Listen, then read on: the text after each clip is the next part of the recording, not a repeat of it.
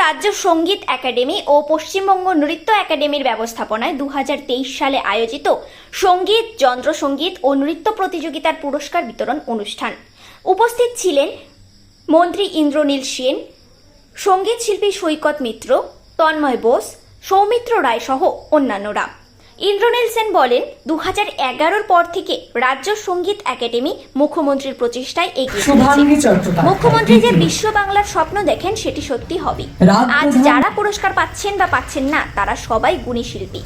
আগামী দিনে তারা রাজ্যের সুনাম বজায় রাখবেন তা আশা করি।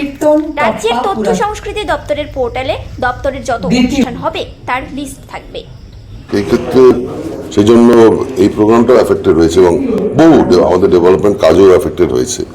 তাও মাননীয় মুখ্যমন্ত্রী যেভাবে আমাদের সাহায্য করেন, অনুপ্রেরণা দেন, এই প্রোগ্রামটা হচ্ছে এবং সারা বাংলা জুড়ে নতুন নতুন ট্যালেন্ট বিভিন্ন জেলা থেকে যাতে আসতে পারে এবং বিগত দিনেও এই রাজ্য সঙ্গীত একাডেমি থেকে বেরোনো স্কলাররা আজকে তারা সেলিব্রিটি হয়ে গেছে এবং এখানে প্রচুর শিল্পী তারা শুধুমাত্র বাংলায় না, বাংলা ভারতবর্ষের বিভিন্ন প্রান্তে বিদেশে অনুষ্ঠান করতে যাচ্ছে এবং আমাদের মাননীয় মুখ্যমন্ত্রী বাংলাকে বিশ্ব বাংলায় পরিণত করার জন্য তারাও কারিগর এবং আগামী দিনের প্রসার এবং প্রচার আরও বাড়বে, আরও নিবিড়ভাবে আমরা জেলা স্তরে এর কাজ ছড়িয়ে দিচ্ছি।